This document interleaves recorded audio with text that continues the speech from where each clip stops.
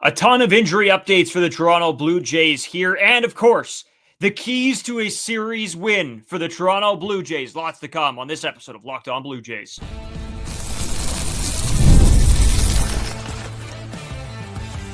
You are Locked On Blue Jays, your daily Toronto Blue Jays podcast. Part of the Locked On Podcast Network, your team every day. Welcome back to Locked On Blue Jays. Thank you for making Locked On Blue Jays your first listen every day. We are free and available wherever you get your podcasts. And on YouTube, part of the Locked On Podcast Network, your team every day. As always, I'm Brayden Wasco. He's Carter First. You can find us on Twitter, Brayden5 Wasco. Carter First, too, as well on our main one, at Locked On Jays. You can also follow us on Instagram and TikTok, at Locked On Blue Jays. And if you're new here to YouTube, hit that subscribe button. It always does help us out. And you guys get your shorts, your podcasts, your live streams, your videos, the whole ordeal. So hit that button. It's free. You might as well do so. A lot of injuries to get you guys updated on, especially the one involving Bo Bichette, a key player in this playoff race.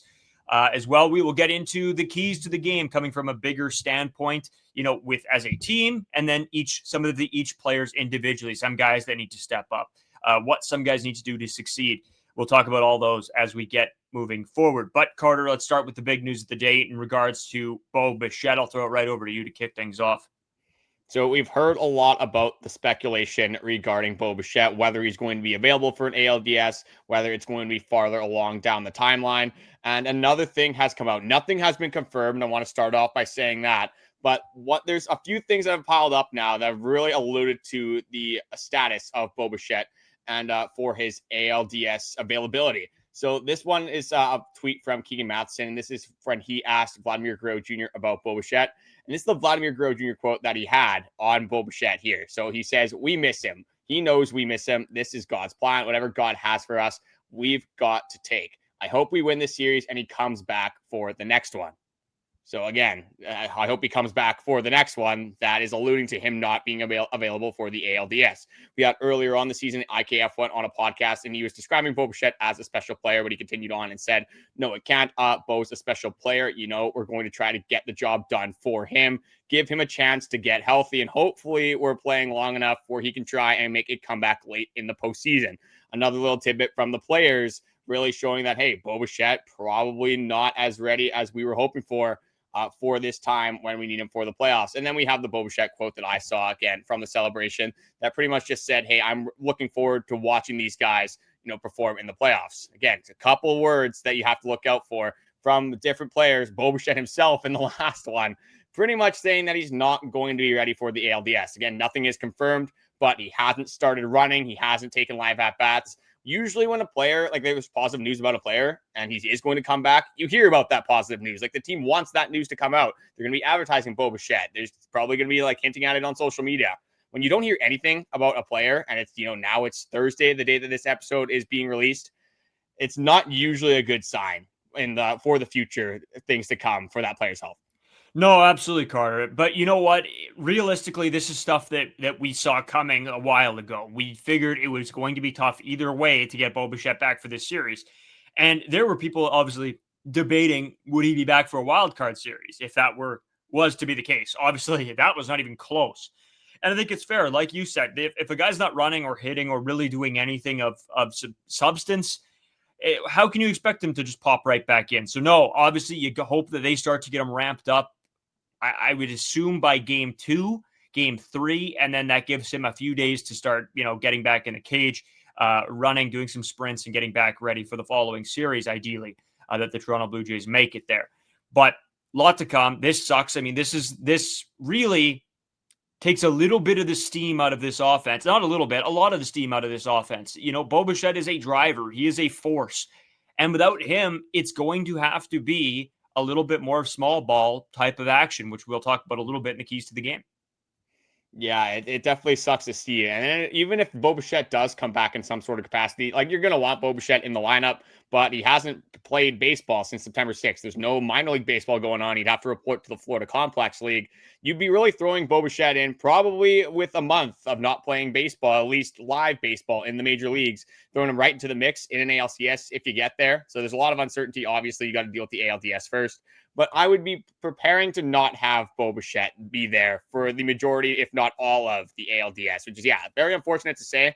but it's not the craziest thing. Like, this isn't necessarily unexpected. We were hoping that he'd come back, but you're going to have to push forward whether Bo Bichette's there or not. You have a lot of other players that hopefully can contribute, and they're going to have to pick up the slack a little bit. It's going to be tough to obviously replace what Bo Bichette can do in a lineup if you can even do that.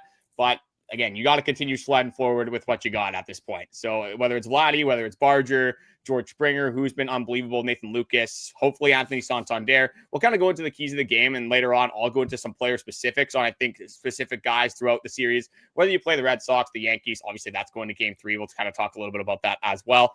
But we'll have to see just what the main concerns and points are where I think the Blue Jays are going to have to perform if they want to win an ALDS series, no matter who it's against. Yeah, and Carter, you know what you talked about, and we've talked about this for a while now, is the next man up mentality, and that's what this team has been so great at all season long, is guys stepping up that necessarily you didn't think could or didn't have the ability to, and it didn't matter who was going to this lineup, they were going to succeed. So now they have to continue that forward with some of these guys, obviously like platoon roles, right? Jimenez moving to shortstop, that makes room for guys like Davis Schneider and Ernie Clement and Addison Barger to flip flop in there as well.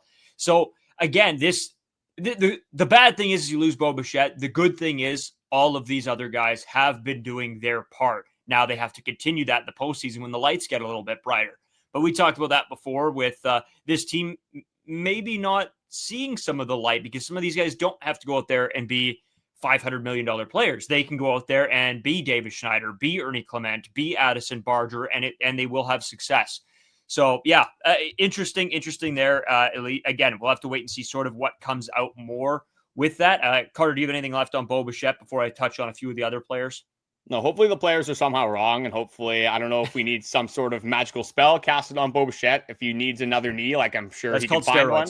I'm sure we can get him on the Orelvis Martinez treatment. We see how that went in Blue Jays land. Whatever Orelvis Martinez did, get Bo Bichette away from that, because we definitely do not need that for Bo. Just, prayers up, and hopefully it's a speedy recovery. Hopefully we get him back sooner than later, because we do know how valuable, obviously, Bo Bichette is to a team. But there are some other injury updates, Brayden. I know you have a few of them, so I'll throw it over to you to kind of let the people know what we're dealing with going into the ALDS. Yeah, so let's start with Jose Berrios. Follow up on him. Showed no structural damage in the elbow, but he won't be a factor in the ALDS as he's not throwing. He'll probably be ready for more playoff action down the line. Chris Bassitt progressing well and should be available for the ALDS in some capacity as well, which, again, this is all stuff that me and Carter speculated on, but more and more are coming out that sort of shows us a better timeline. And as expected, Trey Savage will be on the Toronto Blue Jays ALDS roster, which is exactly what we've said for the past, month now since he's made his first start, was that if they were bringing him into the MLB, they were going to be ready to use him in a playoff capacity. Again, what will that be? We have no confirmation. Me and you pretty much at this point have said that there's no reason that he shouldn't open up one of these playoff games and start one of these games. If it is only for 4 innings or whatever it may end up being, the upside is there with Trey Savage for him to be able to do some damage. But Carter, thoughts and feelings on all that? Yeah, you know what to do, John. You know what it should take for a playoff series. You know who the best option is for that playoff series, and whether it comes to a game 3. Again, there is situational stuff that happens. If you go down 2-0 in the first 2 games, it doesn't matter when you throw Trey. It's going to be an elimination game anyway. So lock it in for a game 3. Like, he's your best pitcher. You've said you believed in him. He's one of the best 13 pitchers in the organization. And now we've seen that right in front of our faces. At this point, you want the upside. You want the guy that can go out there and has shown you that he hasn't really been fazed by any other of the outside noise, any of the other expectations. Every single time you thought, hey, maybe we got to slow down here. Maybe the moment might get a little bit too big for Trey Savage. The leagues might catch up to him. It hasn't happened. I don't suspect that it's going to happen, because Trey Savage is that good. So, John, just do the right thing. Let the people have it. Let the people see Trey Savage in that 3rd game. Chris Bassitt, especially with that Jose Berrios news. Again, I think what this goes to show is if he's not ready for the ALDS, I think that's it for the playoffs. Like, we've probably seen the last of Jose Berrios in 2025. Because even if he does come back, it's the same thing. It's like the rest versus rust. You know what you got. Like, these guys have gotten you to the ALCS. Do you want to throw Jose Berrios into that with all that uncertainty and just mix it up and guess on what happens. It's pretty much what you're doing at that point. You're flipping a coin and seeing what Jose Berrios you're getting. I don't think that's going to work out too well for you. So Chris Bassitt being back with that news is massive, with Max Scherzer obviously being out. And again, with Trey Savage, with how confident I am in Trey Savage, definitely not a bad option. If you want to throw Max Scherzer in that fourth game or as your fourth starter, to have Chris Bassitt or Eric Lauer, albeit as your piggyback option. Yeah, couldn't agree more. And again, we've talked lots about this. There's no need to beat this to death because it's all exactly how we thought this is going to play out. Again, leave your thoughts, feelings, comments down below as we want to hear from you guys and what you guys have to say and what you guys think of the Bo Bichette news and how much of a, sort of a blow this is to the Toronto Blue Jays. Obviously, other guys will be there to pick it up. I got another thing that we should backtrack to, I think, because me and you have been very clear that, like, for us, it's game 3, Trey Savage. Sure. If you look at other, like, Blue Jays media, you ask some other people, it might not be as obvious. So for you, like, are you going to be surprised if it's Chris Bassitt for a game 3? And do you think, like, would you be mad, I guess, or upset if, like, that's the decision that John Schneider goes with? Like, is it that big of a gap for you between Chris Bassitt and Trey Savage? Upside wise, yeah. And it's seeing what has happened in this playoffs already in this wild card. You need a guy that can go out there and get punch outs. You can't have guys that are going to give up contact because guys will find holes that allows too much into the game. So right now, if you have the ability to get a lot of whiffs, that's what you need. And I think Trey Savage gives you that. Now, if it is Chris Bassitt, I love Chris Bassitt. I think he's got the ability to get the job done. It will just be in a very different capacity. It won't be, wow, Trey Savage is cooking through 4 innings, has only allowed 3 hits and is rolling. I don't think that's a possibility for Chris Bassitt. I think there's going to be base runners. There's going to be a run or two scored. It's just, can he limit that to the extent that maybe you would see from Trey Savage? I don't think so. So again, I'm going upside. I would be frustrated if it wasn't him at this point, but if it has to be Chris Bassitt, it has to be. I get it too, but I think I'd be a little disappointed. Yeah, that's where I'm at. I'd be a little disappointed, but like not shocked whatsoever. And a lot of it, like with what they do with Chris Bassitt and Trey, like I don't think they'll even say who the game 3 starter is until the day comes along. Because if you have Kevin Gausman, like, if he gives you like some sort of like Max Fried or Garrett Crochet performance where he goes 7 or 8 innings and maybe the bullpen isn't used as much, maybe they're more inclined to, go an Eric Lauer into a bullpen day, or maybe like you have some sort of random fix. Maybe it's Trey Savage, and then you don't have to use Chris Bassitt as a piggyback because you have so many options out of the bullpen. So I think like with that game 3 thing, we're not going to find out what happens until after the Saturday and Sunday, after the first 2 games. I think after that, they will make their decision, depending on, again, if they're up 2-0, if it's 1-1, if it's 0-2, based on how they did in those couple of games, and then where their bullpen is obviously at as well. Yeah, sure. I think you're on the nose with that. I think this is a little bit up in the air, and it's going to continue to be. And I think, we can sit here and speculate all we want, but we're less than a week away from getting our answer for game 3. So the good thing is it can end in 2, right? It's not a wild card. It's not up to the baseball gods of who wins that day. This is a best of 5 series. Figure it out and put your best baseball out there, and you can get the job done. I fully believe that. We'll come back. We got the keys to the game, keys to the series, keys for some of the players individually, all coming at you after this short break. Today's episode brought to you by FanDuel. The NFL season is here, baseball playoffs, and FanDuel has offers you don't want to miss. Right now, new customers can bet just $5 and get $300 in bonus bets if your bet wins. That's right. Pick a bet, put down $5, and if it hits, you'll unlock $300 in bonus bets to use across the app. There is so much to bet on right now. I put my bets in on the series, all the wildcard series. I got NFL bets that I place every week because I do an NFL betting segment as well. FanDuel is the premier place to go. There's nowhere else in the world that I would want to place my bets. So get in on the action, put your $5 down, and make sure you get those $300 in bonus bets. What are you waiting for? Visit FanDuel.com to download the FanDuel app today and to get started. Wow, welcome back. This episode brought to you by Farm to Fork. If you're a fan of premium locally farmed meats delivered straight to your door, I've got exciting news. Farm to Fork makes it easy to get high quality steaks, air-chilled chicken, wild-caught seafood, and more. All with no antibiotics, hormones, or GMOs, plus everything comes flash frozen and individually packaged for your convenience. All Farm to Fork meats are raised on Canadian farms, so when you order, you're supporting local producers. It's time to buy Canadian, more so now than ever. Make sure that you're supporting your local and make sure it is Farm to Fork. It is unbelievable. I tell this story all the time. Actually, Ross Levitan had me down a couple of weeks ago, for those of you that saw, to help him build a shed. And the guy was nice enough. He pulled out some steaks, cooked them up It was a great evening, and I appreciate Ross Levitan for the one putting us on Farm to Fork because they are excellent. I've got a special code just for you. Use Locked On 40 to get $40 off your first order at Farm to Fork. Visit farmtoforkdelivery.ca and start stocking up on the best meats around. Again, that's Locked On 40 for $40 off your first order. Farm to Fork, delicious locally farmed meats delivered straight to your door. So, Carter, some I was going to say hot takes, not hot takes, some keys to a series win for the Toronto Blue Jays. I've got the keys that I think come from a team perspective. Then we'll get into it in the third segment on sort of some of your player-specific need to happens for the series. So I'll kick it off here. Actually, though, do you want to start with we're at 1-1 in the Yankee series and Boston Red Sox series? We kind of talked about this off camera. I think it would be nice to talk about on the podcast as well. Like, has it changed for you who you'd rather play? Because the plan was what we were kind of anticipating a sweep, honestly. So we were going to go really into the division specifics on what the kind of the matchups, bullpen versus bullpen and all that kind of stuff. Now that obviously hasn't happened, but for you, has it changed on whether you have the Red Sox or the New York Yankees? Because what we discussed off camera, which I want to bring on to here, is that I think it's pick your poison. It's a little bit of the situation that you got going on here. No, you're 100% right. And this goes back to a conversation, that me and you've had a few times since we've known what the matchups would have been.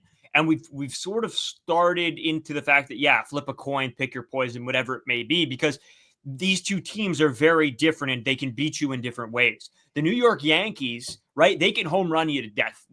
Some of the pitchers they will take advantage of because the Blue Jays pitchers do give up a lot of long balls where the Yankees can hit a lot of long balls. When it comes to the Red Sox, Carter, Garrett Crochet is a monster. I think it would be very, very difficult for this team to face him. The bullpen's got some weapons, but I think the Toronto Blue Jays pitching staff would succeed. It'd be low-scoring ball games, but I think maybe the Blue Jays would have an edge there. And I think the Blue Jays, there's a situation the Blue Jays could have the edge against the Yankees as well. The offense could play a little bit more of that small ball, make the Yankees play defense, and that might hurt them. But there are good and bads to each series for sure. I think at the end of the day, what's going to end up happening is whoever you get, the Yankees, the Red Sox, it's not going to matter what they do as much as it matters what the Toronto Blue Jays do, the brand of baseball that they play, whether they're still having those great at-bats, those gritty at-bats, not chasing a whole lot of pitches, the pitcher's ability to stay on the outskirts of the strike zone, not throw pitches down the middle, and do command those fastballs, not give up walks in big moments. So whether it is the Yankees, the guys that are going to hit 1 million home runs, play horrific defense. The bullpen, you have some issues there. David Bednar has been looking better. David Williams figuring it out. But Luke Weaver, good luck with that. So there's some issues there. Or would you rather have the Red Sox, like you said, who may be a little bit better small ball? Garrett Crochet's tough. But again, it's going to matter if the Toronto Blue Jays can kind of perform when the lights shine the brightest. Doesn't really matter what the other team's going to do. The Blue Jays are going to determine their own destiny. Exactly. That's it. If you get the best brand of Blue Jays baseball, I think they can go out there and realistically possibly beat anybody. But if they falter and they fall, well, then it's going to be open season. So let's get right into the keys to a series win. This is for the team. Again, we'll get into more player specific. This is a lot of what we just touched on, but it's play Blue Jays baseball, the little plays, moving guys into scoring position, not making errors. Don't leave runners in scoring position. So you only get so many opportunities. Make the other team make plays. That is key number one, Carter. Yeah, that's going to be a big thing for the Toronto Blue Jays because we talk about how it's very hard to string together a multitude of hits with just the caliber of pitchers you are facing, whether it's starting pitchers or bullpen. It's very hard to get, 4 singles or, a double, 3 singles, whatever it may be. It's a lot easier to get that home run swing or maybe just 1 or 2 hits. There are certain strategies that this team can deploy in the middle of the innings. If they get a runner on first base where they can advance him into scoring position and then get that extra hit, get that 1 more hit to drive in and manufacture a run. So I think that is going to bode in the Toronto Blue Jays' favor, if they are able to play their brand of baseball and embrace the caliber of baseball and the brand of baseball they've been playing this entire season. All right, number 2, smart managerial decisions. When to go to the bullpen, when to make smart substitutions, something that John Schneider has been really good at this season, knowing the strength of his players. Don't let the playoff atmosphere of it all change what you are doing. That is the biggest thing. Stay to your game, stay to what you know. And that is going to be massive for John Schneider in this one. See, and this is a tough one because a lot of this does come down to feel. There's going to be some analytics that go into it as well. And we're really seeing it in the Yankees and Red Sox series already. We looked at how mad Yankees fans were for taking Max Fried out. And that's more of a feel thing. It's that one felt like Aaron Boone saw that Max Fried was at 100 pitches and decided to take him out of the ball game, where you see on the other side of the diamond, Garrett Crochet, who was kind of doing the same thing. They're sailing through these lineups, cruising through them. One guy goes longer, the other guy does not go as long, and then you run into some trouble. So I think that's really going to be based off the feel, and John Schneider is going to have to trust his instincts on when to pull guys. You see Kevin Gausman cruising through 6 innings, and he's at 100 pitches, and he gets the first guy out of the inning, and he's at 105. Don't take him out just because he's at 105 pitches. Allow him to get through that inning. It's a lot easier for relief pitchers to come in for a clean inning than it is with inherited runners. And it's you at the same time, again, it's a little bit of the devil's advocate, and it's playing the balance, because at the same time, if Kevin Gausman, maybe is cruising, or maybe it still does look good, but you have a guy that absolutely crushes right-handed pitching, and it's in the 8th inning, maybe that's a time where you do go to the bullpen. So it's really based on feel. It's hard to describe exactly like when I want John Schneider to pull guys on the podcast, but you're going to know exactly when the time comes, like the Jose Berrios time with Yusei Kikuchi. In the moment, everyone's going to know whether you should pull the pitcher or keep the pitcher in, and John Schneider's going to have to be able to make that call in a big scenario. Yeah, exactly. Number 3, be themselves at the plate. Don't start looking for the big moment. Don't start trying to be, at somebody else. Continue to have a good eye at the plate and work the counts. Something the Blue Jays have been terrific at this season is working the count, being good in 2-strike counts, being able to do damage in 2-strike counts. That has to be the identity of this team. I think a big thing will be like that 2-strike approach, is that if you are down 1 run and there's a runner in scoring position or a runner on first, based on the moment in the game, just don't go for the home run swing. Don't go for that double swing. Still remain true to what has gotten you to this point. Keep with your 2-strike approach. Don't think that you have to do something big and win the game by yourself. We've had this next man mentality this entire baseball season, and has gotten this team into the first place in the bye for the American League. So don't change anything now. Keep trying and true to what you've been doing. And don't, as much as it might be hard to do this, especially for a young team, try not to let the moment get too big and just play your brand of baseball. Don't think about the pressure. A lot easier said than done, obviously, though. Of course, right? And that's the old when the lights get too bright type of thing. But number 4, know when to attack. This one's for the pitching staff. Understand which guys in certain spots to do what with, right? Do you try to avoid the zone, make them chase, try to work something that way? Then there'll be other guys that you think, hey, let's go right after him. Let's get this out. Let's attack with the fastball, throw the splitter, make them swing the bat. Whereas other guys, hey, do we want to pitch a, low inside fastball to Aaron Judge? Do we want to do that? Probably not. That's probably not the guy you want to attack at that certain point. So it's knowing the players you're playing against, and as a pitching staff, utilize the pitches that you do have and the situations that you're in. It's going to be big, Carter. Yeah, see, this one is both kind of for the players and for the management, because these guys are going to have game plans against, whether it's the Red Sox, whether it's against the Yankees. They're going to game plan for Aaron Judge. You're going to game plan for Alex Bregman. You're not going to go in there blind, and they're going to have some sort of idea or some sort of plan of attack on these pitchers or on these hitters at any single point in the game. However, you have a plan, and everyone has a plan until they get punched in the face. And that's exactly what happens in a baseball game. If you see that, for example, maybe it's Aaron Judge or it's Alex Bregman, no matter who it is, that Aaron Judge is on the fastball and he's, fouled one off at 110 miles an hour down the first base line, but your plan was to throw him the outside fastball. Hey, maybe don't throw him that fastball again. Kind of, use your eyes, get the feel for the game, read what is happening in front of you. Same idea with John Schneider. And just go to your instincts. These guys are in the playoffs. These guys, a lot of, especially the pitchers, and with Alejandro Kirk, you have him behind the plate. This is a veteran presence. If it is Trey Savage, trust in your guys. Trust Alejandro Kirk. And again, if it's Aaron Judge compared to maybe, at the bottom of the order, it's Jose Caballero, or you look on the other side, compared if it's like Nick Sogard or if it's Alex Bregman, you might be more inclined to attack Nick Sogard at the bottom of the order compared to, that juggernaut, their best player on the team. So yeah, it's all very situationally based. So it's a little bit of the managers, but obviously the players have the last say at the end of the day. Yeah, Carter. And those are the keys to a Blue Jays series win. We'll get into more player-specific ones right after this short break.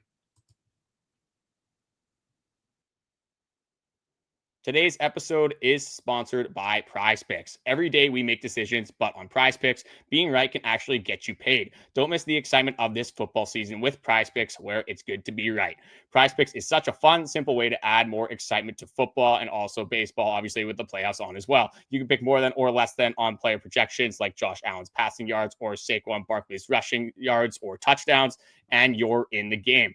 So for this slate that we have up here, we have the Rams and 49ers. You know, I'm a big football fan as well, but obviously we have the Yankees, Red Sox. I will be dialed into that game. And as we know, Aaron Judge does not produce when the lights go on. So I got him less or more than strikeouts, less than hits, less than runs. I'm going less than on everything Aaron Judge. I still think the Yankees win, but for the football side of things, I have McCaffrey in fantasy. You guys know I love to override my fantasy matchups and throw some money on them in Prize Picks as well. So I got McCaffrey more than anything based off the situation. Everyone else is hurt there. So I got McCaffrey more yards, more than half a touchdown. Everywhere that you can go more than for Christian McCaffrey, I am hammering that. You can download the Prize Picks app today and use code LOCKEDONMLB to get $50 in lineups after you play your first $5 lineup. That's code LOCKEDONMLB for $50 in lineups after your first $5 lineup. Prize Picks. It's good to be right. Today's episode also brought to you by Game Time. There's nothing like catching a baseball game live, the energy, the crowd, the chance to see your team in person, but actually getting tickets, that's the tough part. Queues, login screens, surprise fees, it takes all the fun out of it. That's why I use Game Time, the app that gives the advantage back to fans. Game Time is fast, easy, and backed by the Game Time guarantee, where you'll always get 100% authentic tickets delivered on time and at the best price. Plus, all fees are included, so the price you see is the price you pay. It's why I love Game Time. I don't like going to the app and seeing, oh, there's an extra $30 tacked on. No, Game Time shows you exactly what it is up front. I just had somebody ask me, hey, what's that app that you guys use all the time for your tickets? And I said, Game Time. Use it 100%. Use our code LOCKEDONMLB. You get $20 off. You might as well use it, and there really is no better place to get them. Download the Game Time app today, create an account, and use code LOCKEDONMLB for $20 off your first purchase. Terms apply again. That's promo code LOCKEDONMLB for $20 off. Swipe, tap, ticket, go. Download Game Time today. So, Carter, continuing on, we did the sort of overarching keys to the game for a series win. But for you, the more player specific, what do these guys have to do to help this team win? Yeah, so there's obviously, if you're going to need production from everyone on the Toronto Blue Jays, you're going to need Vladdy to be Vladdy. You're going to be George Springer to be Springer. You're going to need the bottom of the order to produce. So I have this like for some players specifically, but I also have it just which players will be in some of these spots, which could be a multitude. It could just be some specific players. So for the hitting side of it, I just have a specific spot in the order. And then for the bullpen, I think there's two guys that are going to drastically matter, and they're going to be the difference with the Toronto Blue Jays in an ALDS. So the first one for me is it's the 4 spot in the batting order with Bo Bichette more than likely being out. Again, not confirmed. I don't want to say that, but it's not looking great. You're going to need production from that 4 spot. Normally, if you're looking at traditional baseball, that is your power spot. I don't know if it's going to be Alejandro Kirk, Daulton Varsho, Anthony Santander, Aston Barger. Me and you had it between Barger and Santander. I think that's probably where they go, considering Varsho doesn't hit well after the 4 spot. Kirk just doesn't really make a lot of sense in the 4 spot. So whether it's Barger, whether it's Santander, you're going to need the power stick. You're going to need that home run ball. We know how important home runs are in the playoffs. It's not necessarily the Toronto Blue Jays' MO, but it definitely does not hurt to hit a couple home runs in a playoff series. So whether it's Barger or Santander, especially with George Springer at the top of the order, Nathan Lucas, David Schneider, whoever they put at number 2, hopefully they can get on base as well.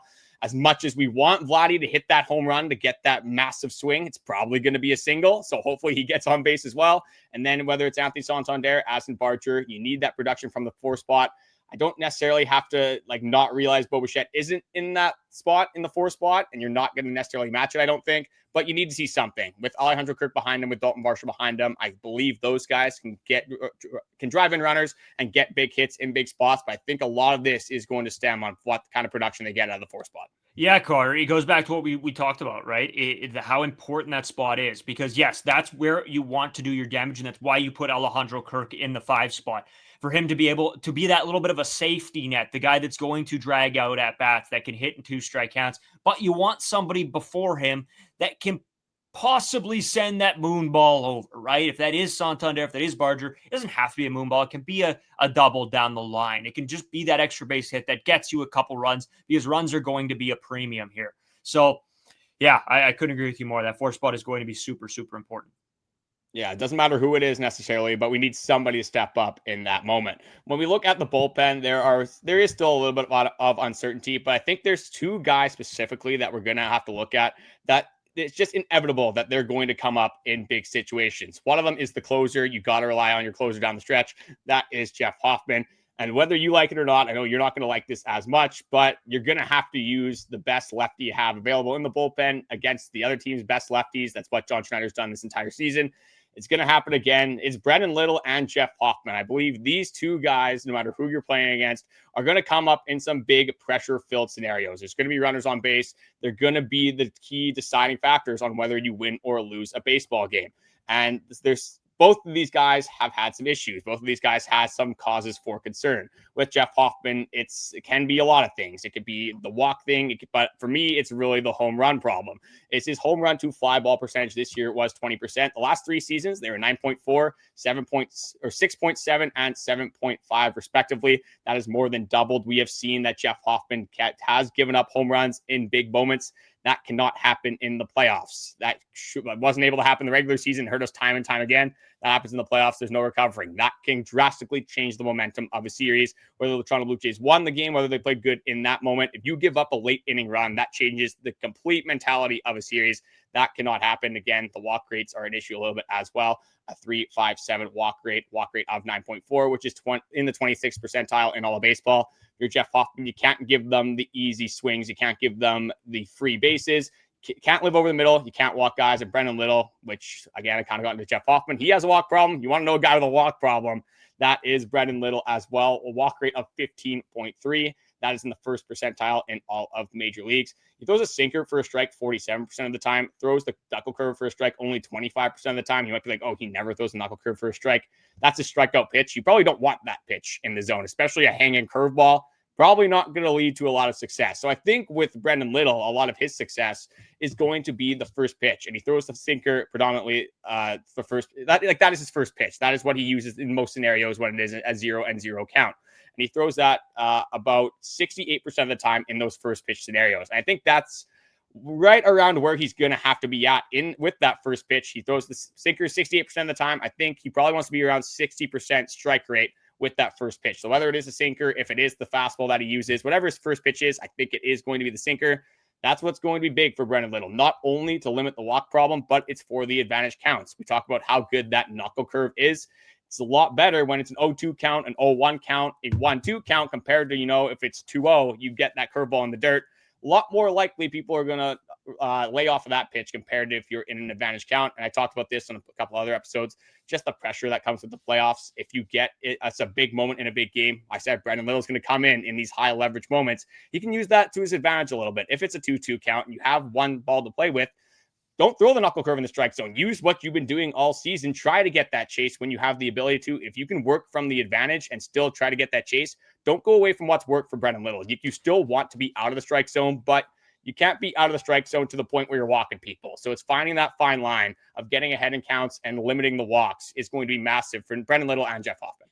It's what hurt this team all season long, right? Is when their relievers don't get into advantage counts. They don't get to 0-1, 0-2. They start off with 2 balls and then have to battle their way back, and they eliminate their strikeout pitch because they just can't use it because they have to walk guys. It's something that's been killing this team pretty much all of August. So can this team now dial in for the playoffs? We've seen a better September from this bullpen. So I have faith that they will be put into positions to succeed from John Schneider, but also will do the right thing in those scenarios. Don't overthink it. Don't overthink it. Don't let the moment get too big. You said it right. I think, Carter, that, when we go down these keys to the game, you can sort of make a checkbox of every time you see something that we've talked about in this episode, because they are going to be important. And again, it's coming from 2 guys that have watched this team and watched where the downfall can be, where this team can succeed. And it all comes down to execution. Now, can this team go into the playoffs and execute what they've been doing all season? Or will it be the Toronto Blue Jays curse here for the playoffs? I don't think so. I think this team is built different. I think that you saw down the stretch with 4 games remaining, that's at that time that team could have crumbled. But instead, they stepped up to the plate and hammered it out in the biggest moment. So I think this team is built different, and they have the makings of a very good ball team here. I've seen a lot of people projecting their MLB brackets and having the Blue Jays go far. It seems like right now there are a lot of Toronto Blue Jays believers, and I think you can mark us two down as two of those for sure. One thing that's nice about being the Toronto Blue Jays fans, they've done the little things right all year long. You're not worried about the effort. You're not worried about those mental errors. Like those things, the Toronto Blue Jays have done right. And you've seen the little things really matter, especially like I keep referencing the Yankees and the Red Sox series. Obviously, that matters a whole lot for Blue Jays context, but it's the little things that matter in those games as well. It's taking Max Fried out. It's not playing Jazz Chisholm and Ben Rice that's being talked about. In this second game, it's Nate Eaton not scoring from third base when you have an opportunity on a Ben Rice bobble at third base. It's little things like that at the end of the game you're going to look back on, and those are the things that can change a Blue Jays win to a loss and packing in early in October, and rather than going on a deep playoff run. So luckily for the Toronto Blue Jays fans, they're very good at doing the little things right. Yeah, Carter. I mean, you saw the Jarren Duran dropped ball in the outfield. It hits him in the palm, right? That comes back to bite the Red Sox. That's stuff that the Toronto Blue Jays have been very good with all season. Their outfielders make plays. Their infielders make plays. They come up. They run out base hits into the infield and beat them out and make the other team make errors, right? It's those little things that end up leading to a win in the postseason here. So yeah, we'll have to wait and see. I mean, we can sit here and tell everybody what we think needs to happen, but at the end of the day, we're gonna have to see what happens on the field and what these boys are willing to bring to the postseason. Carter, before we kick out of here, any last words from you? Just getting excited, continuing to get closer and closer to baseball. It's Thursday, the day that this podcast comes out. That's 2 days away from the Blue Jays games. I guess we can go over when those games are because we got the first two games of the ALDS were released. Correct me if I'm wrong here. It depends on, I don't have it pulled up. I'm trying to go off memory. I do have it. It depends on whether the Red Sox or the Yankees do win. I know for that first game, if the Red Sox win, the game is at 1:08 Eastern time. If the Yankees win, I believe that first game's at 4:08 Eastern time, and then the second game would be at 4:08 no matter what, right? That's correct. The Red Sox or the Yankees. So the only difference would be that if the Red Sox win, the Saturday game would be 1:08 Eastern time. Other than that, you have the second game at 4:08 Eastern time. If the Yankees win, the first game on Saturday would be at 4:08 Eastern time. So we'll go over that, obviously. Continuing on, we'll say that once again for the Friday episode. We'll know who the opponent of the Toronto Blue Jays is for the Friday episode. So very excited to get into that. Just wanted to say thank you guys for watching. All the support recently has been much appreciated. Everyone is anticipating probably the biggest playoff game we've had, in the last 10 years, you could argue. Maybe some of the Twins games are bigger. Maybe the Mariners games are bigger. We knew how that went. We're looking for more positiveness in the future. So let's look ahead. Toronto Blue Jays and whoever coming up on Saturday. Thank you guys for watching. We'll talk to you guys one more time before that on Friday.